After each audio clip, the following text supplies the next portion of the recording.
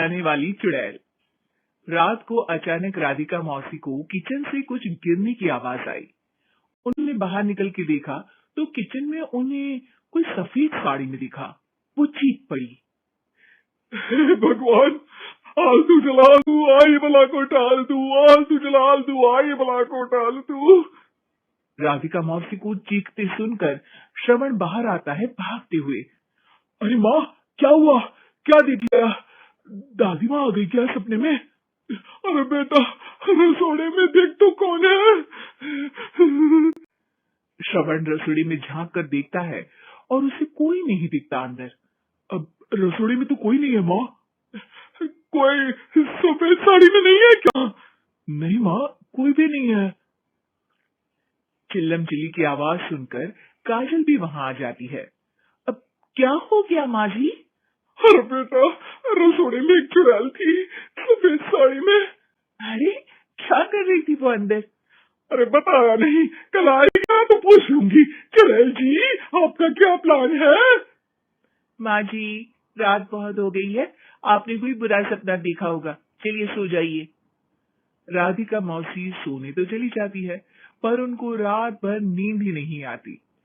वो कुछ भी उलझुल बातें सोचने लगती है।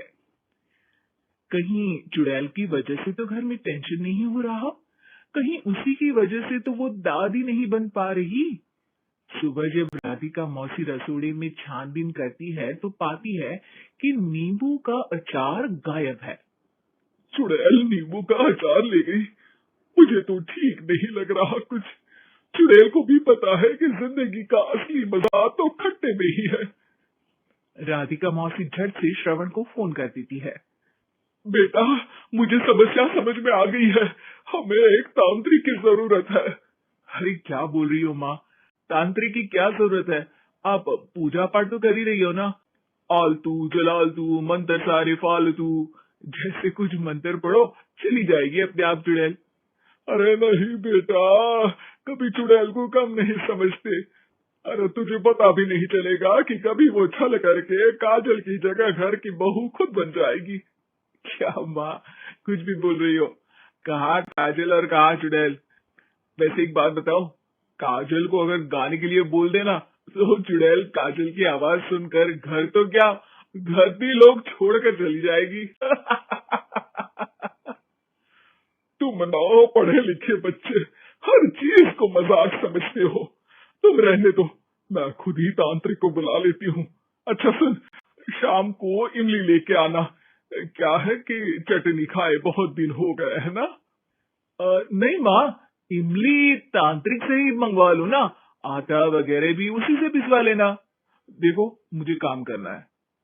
श्रवण रात को कई तरह की सब्जियों के साथ माँ के कहने पे चटनी के लिए इमली भी ले आया था, लेकिन राधिका मौसी के दिमाग में अलग ही फिल्म चल रही थी। उन्हें अब सिर्फ शक ही नहीं यकीन होने लगा था कि शायद चुड़ैल ने श्रवण पर अपना जाल बिछा दिया था, जिस वजह से श्रवण उनकी बात ही नहीं मान रहा था। पर कोई नहीं, आने वाली रात में राधिका मौसी खुद तैयार हो गई चुड़ैल को पकड़ने के लिए। रुद्राक्ष की माला, तुलसी का पत्ता, हनुमान चालीसा सब हाथ के पास ही था, बस चुड़ैल का इंतजार था। और जैसा राधिका मौसी ने सोचा था वैसा ही हुआ। वो चुड़ैल उस रात भी आई, पर वो राधिका मौसी से तेज निकली और राधिका मौसी के उससे पकड़ने के पहले ही वो भाग खड़ी हुई। जरूर बहू पे साया है उस चुड़ैल का, तभी तो श्रवण के कमरे में गई है। और अगली सुबह राधिका मौसी पिछली रात हुए हमले में किन चीजों का नुकसान हुआ उसका हिसाब लगा रही थी। उनके खेमे से एक आम के अचार की शीशी भी गायब हो चुकी थी और वो इमली भी जो कल श्रवण लेकर आया था। राधिका मौसी इस बारे में सोच ही रही थी कि श्रवण जल्दी से रसोड़े में आकर दवाइयों की पोटली ढूंढने लगता है। अरे बेटा, क्या हो गया? अब माँ, वो काजल की तबीयत खराब है, बहुत घबराहट हो रही है उसे। हे भगवान, मैंने पहले ही कहा था कि तांत्रिक को बुला लेते हैं, पर नहीं। अब देखो, उस चुड़ैल ने काजल को अपने वश में करना शुरू भी कर दिया है। हालांकि श्रवण भूतों में विश्वास नहीं करता था, पर अब वो भी डर जाता है और राजी हो जाता है एक तांत्रिक को बुलाने के लिए। कुछ ही घंटों में तांत्रिक आ जाते हैं और राधिका मौसी तांत्रिक जी को सब बता देती है। घोर संकट, घनघोर संकट, चुड़ैल को मारू जोर चाकट, ओम भट स्वाहा खटखा के आहा। अरे ये क्या मंत्र है?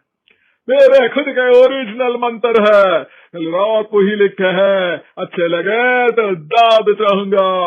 एक और मंत्र सुनो, अर्ज किया है आब्राकडाब्रा, दिल्ली बम्बई आगरा, चंदा मामा सोरले सिरन मामू जारा। ये मंत्र है? अरे कोई चालीसा वालीसा पढ़ो ना। वक्त कम है, 40 नहीं पड़ेंगे, 20-25 में काम चलाना पड़ेगा। अलग निरंजन जाके लंदन, मुफ्त का मंजान घिस मेरे लंदन। अरे जल्दी करो तांत्रिक जी, जल्दी करो। तांत्रिक अपने उल झलूल मंत्र पढ़ने लगता है। श्रवण को तांत्रिक पे शक होता है। वो अपने एक डॉक्टर दोस्त को कॉल कर देता है ताकि कोई अनहोनी हो तो इमरजेंसी में चीजें मैनेज हो जाए। तांत्रिक धुनी रमाता है जिसकी वजह से कमरे में काफी धुआं हो जाता है और जिसकी वजह से बहू की घबराहट बढ़ जाती है। अब भागेगी चुड़ैल। हाँ। बहू खांसते हुए धुएं से बचने के लिए बाहर चली जाती है। अरे भाग रही है, भाग रही है। पीछे पीछे श्रवण भी जाता है। बहू एक सोफे पर बैठ जाती है। तभी डॉक्टर दोस्त आ जाते हैं और श्रवण को पानी लाने के लिए कहते हैं। थोड़े चेकअप के बाद डॉक्टर कहते हैं, मेरे हिसाब से जाप का काम पूरा हो गया है। क्या मतलब? अरे कुछ भी नहीं माँ, कोई चुड़ैल नहीं है, खुशखबरी है, अब दादी बनने वाली है। मगर वो सब अचार के डब्बे।